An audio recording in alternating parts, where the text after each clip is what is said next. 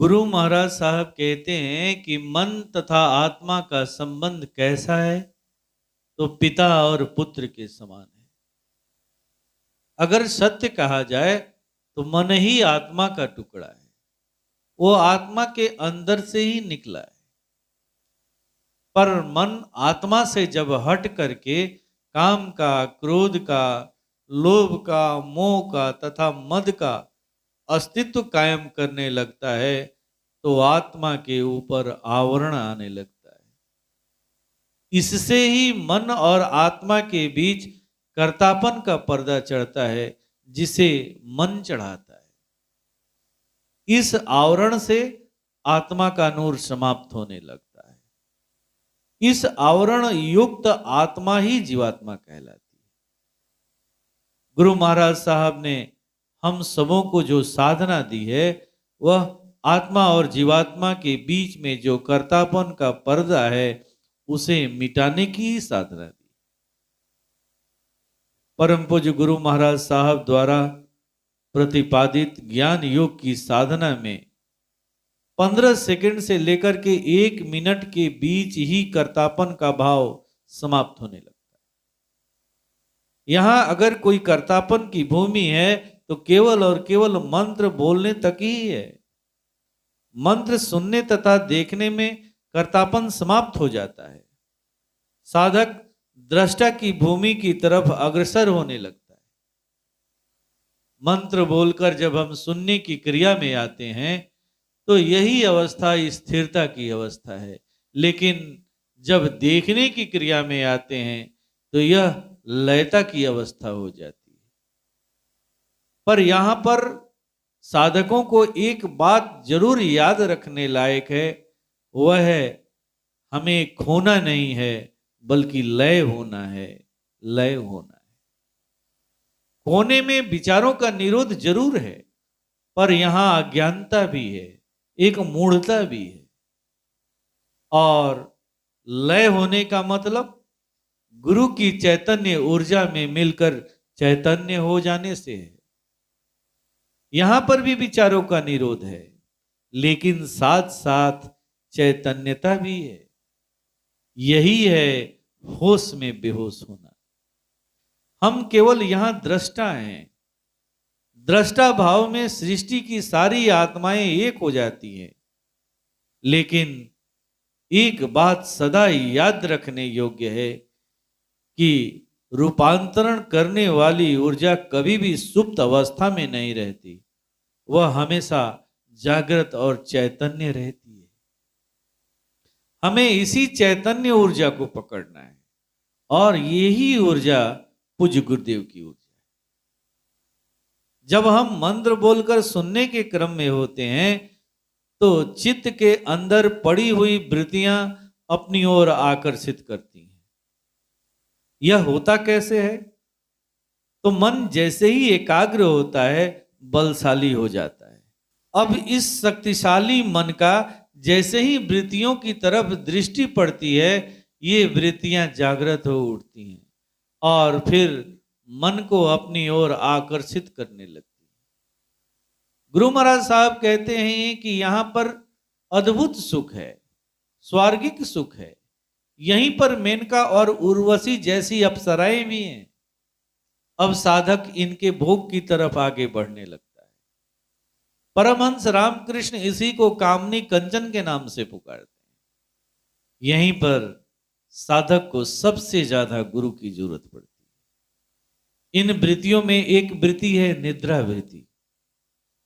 ये वृत्ति साधक को योग निद्रा में लेकर के चली जाती है।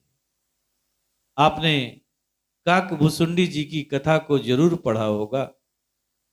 कहते हैं कि काकभुसुंडी जी के पूर्व जन्म की जो कथा है, उसमें उन्हें श्राप मिलता है कि जा तू अजगर हो जा।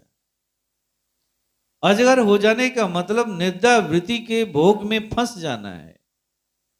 यहां पर अन्य वृत्तियां प्रभावहीन हो जाती हैं और साधक योग निद्रा में चला जाता है। यहां पर भी विचारों का निरोध है, पर यहां पर घोर अंधकार भी है। गुरु महाराज साहब कहते हैं कि यह अवस्था काफी आनंददायक अवस्था है, लेकिन यहाँ भी मूढ़ता है। यही है तम की समाधि। यह अवस्था तभी आती है जब हम गुरु की अनदेखी करते हैं या वृत्तियों के आकर्षण में अनदेखी हमसे हो जाती है। इस तम की समाधि से बाहर निकलकर सत्य की समाधि में जाने के लिए गुरु का साथ होना परम आवश्यक है। इसी को गोस्वामी जी कहते हैं, बिनु गुरु भव निधि तरई न कोई, जो विरंची शंकर सम होई। अगर आप शंकर के समान समर्थवान हो जाएं, तपस्वी हो जाएं, बलशाली हो जाएं, फिर भी अगर गुरु का साथ नहीं है तो आप भावनाओं के सागर में डूब मरेंगे, डूब मरेंगे, डूब मरेंगे। गुरु महाराज साहब कहते हैं कि ये तम की समाधि की जो अवस्था है वह शुरू के दिनों में नए साधकों के लिए बहुत ही अच्छा है, पर पूरा जीवन वह यहीं फंसा रह जाए यह उचित नहीं। पुराने साधकों को चाहिए कि जैसे ही खोने की अवस्था में आप आए, गुरु को तुरंत पुकारें, यानी गुरु मंत्र का उच्चारण करें।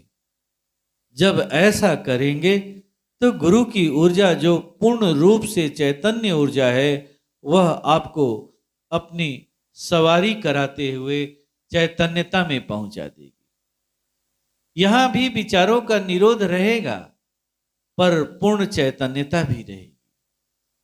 आपको आगे बढ़ना है तो इस चैतन्य ऊर्जा के साथ ही आगे बढ़ना होगा, सोना नहीं है। यहीं पर साधक के अंदर सूक्ष्म चीजों का अनुभव होना शुरू होता है। भिन्न भिन्न प्रकार के दृश्य सामने आते हैं जो सूक्ष्म जगत से संबंधित होते हैं। भिन्न भिन्न प्रकार के सूक्ष्म लोकों से परिचय होता है। इस तरह साधक का सूक्ष्मीकरण होना शुरू हो जाता है।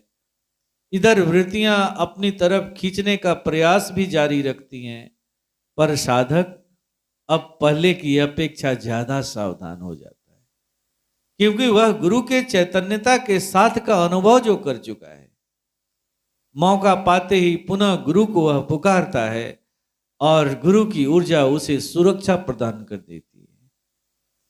इस तरह गुरु के चैतन्य ऊर्जा को बार बार पकड़ने का प्रयास तथा बार बार उसका साथ उसे चैतन्य बना देता है।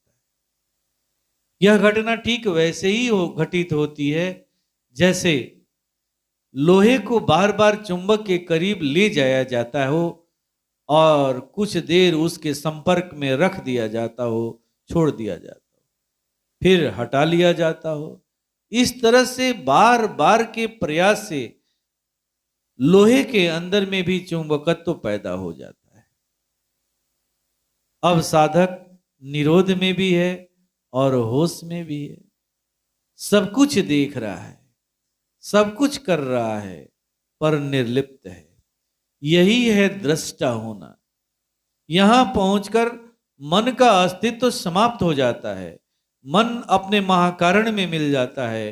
अब ऐसा मन आत्मा के आलोक में काम करने लगता है। यही तो होना है, इसी चेतना को पाना।